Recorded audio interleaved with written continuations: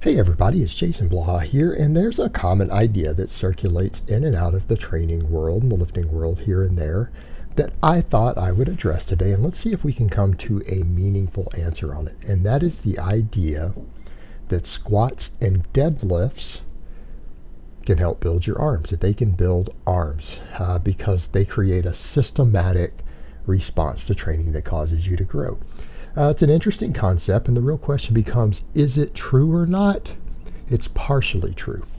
So let's go into a little more detail on that. Now, the idea that many people have, and again, this kind of falls into bro science area, is that these big movements, and the squat and the deadlift are about as big of movements as you're possibly going to find. And we're talking about big, heavy exercises that recruit the most muscle fibers throughout the whole body. These two are pretty much near the top of the list. Now, the idea that many people have is that, look, these exercises release more testosterone and more growth hormone in your body as a result of training. Now, there does appear to be a degree of truth to that statement. However, the problem we run into is when we look at the actual research and studies on this. And this particular area has been a big area of scientific interest that coaches and other people have wanted to know about. So the money has actually been there to study this because there's a lot of money in professional sports. Now, the whole idea that people have here is that these substances are anabolic substances because bodybuilders and athletes and everyone else inject these substances into their body and they help them gain muscle. So therefore, these substances must be capable of stimulating muscle growth, particularly right after you train. And that's the idea. Well, here's the problem with that. When we've looked at different studies on it, these substances have almost no measurable anabolic benefit when they're in the normal range if they get fluctuated a bit. Meaning someone who's at the normal average testosterone production doesn't gain muscle any slower than someone who has 10-20% more than they do. It doesn't seem to be a measurable factor in that range.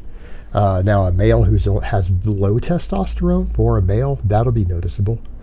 If a guy's levels start hitting the upper thresholds or above of what the normal range is, that will make a difference. But just little changes of 10, 20, 30% don't actually seem to affect muscle growth at all. None. And growth hormone even less so, as far as what your body produces, unless you become deficient. And this is so much so that they've done studies on this actual concept of hormone release at the end of training. And you know what the meta-analysis has found? That workouts, or people who at the end of a workout produce more testosterone or growth hormone, don't grow any faster than people who produce less. Meaning your workout style or the type of training that you do, if it affects fluctuations of these hormones, doesn't determine how much muscle growth was stimulated during the workout. They don't seem to be factors. In other words, this is completely irrelevant. It's completely irrelevant. Now, one hormone in the body that we did find that it being elevated at the end of a workout was linked to higher muscle growth.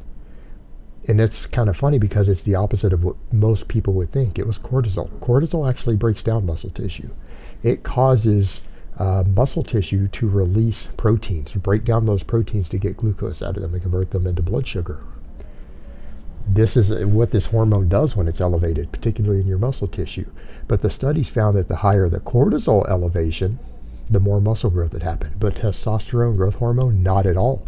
The amount your body produces as a result of training doesn't affect your muscle growth at all. And that's the meta-analysis, not just a study.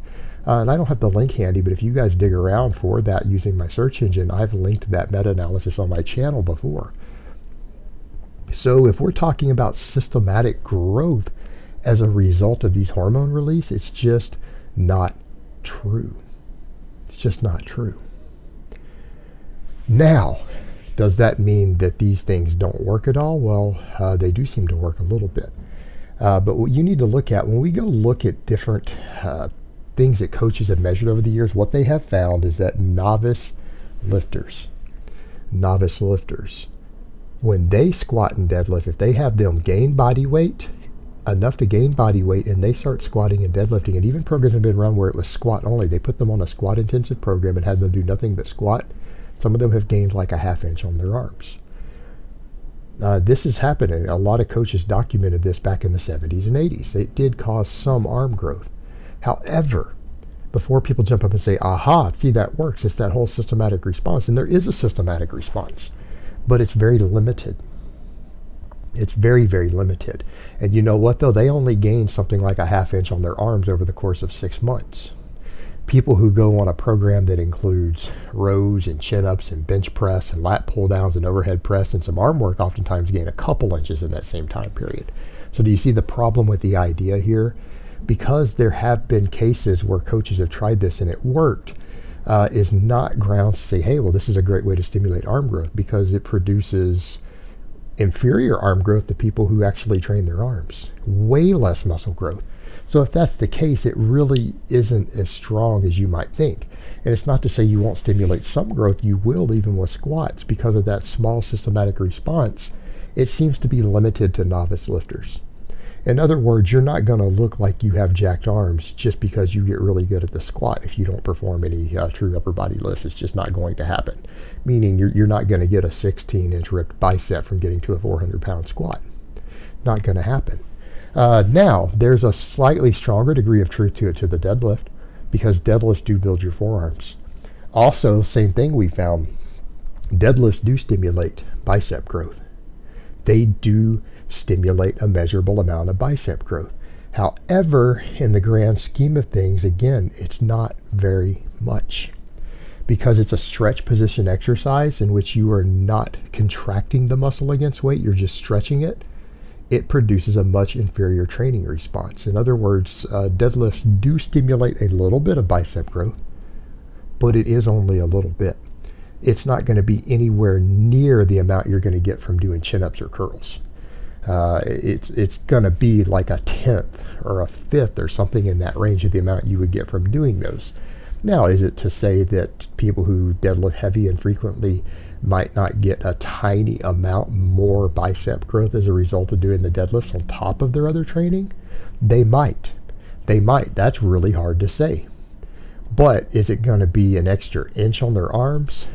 Pretty unlikely. It's really, really unlikely that it's going to be a big amount, like an inch of muscle over several years. It probably won't be. It might be a tiny, tiny amount of extra growth. Now, that doesn't mean there won't be some extra growth, though, but it just won't be dramatic. It's not going to be a large amount. But the thing is, what we do know, though, is that big compounds do put more muscle mass on you than isolation movements do. In other words, yeah, we see a little bit of growth from those compounds in these muscles, and particularly the deadlift and the forearm. That tends to be very noticeable. You can build very big forearms purely off the deadlift. You're just not going to build big biceps and triceps. You'll build a little bit of bicep. Not going to be much. But the studies we have seen, and this is again something that kind of flies in the face of some of the bro lore, big compounds do put more muscle in your arms than isolation movements do. And there are studies on that. People say, what do you mean? Multiple studies have shown that people who do just lat pull downs gain more bicep muscle than people who do just curls. In other words, if you had to pick one, the lat pull downs seem to give a bit more muscle growth. I'm not talking like an extra 2 inches here, guys, but when it has been studied, people who do lat pull downs only versus people who do curls only, the lat pull down group gains slightly more bicep growth. Even though it's not an ideal line of pull for the muscle, just the overall workload of it seems to stimulate a little more growth. Same thing, we've done similar studies where, again, chest press like a bench press was used versus a tricep extension. Guess what? The bench press put slightly more muscle on the triceps than the isolation movement did. Slightly more.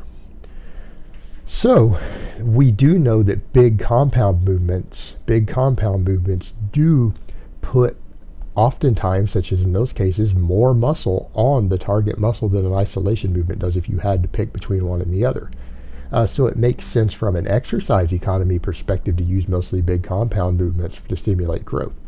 But you need to remember, sometimes you might not get sufficient volume. Isolation movements have their place, and so I don't want anyone to think that I'm saying isolation movements are worthless, because they absolutely are not. They absolutely are not. You just need to remember you're going to stimulate more overall growth, and in some cases even more growth in the primary movers by doing a compound movement than you will in isolation. It doesn't mean that isolation is worthless, and I don't want anyone to think that I'm saying that, because I'm not. They absolutely have their place. All right, guys, but that's really all I have to say on that today. I hope it's been informative, and I will talk to you guys next time.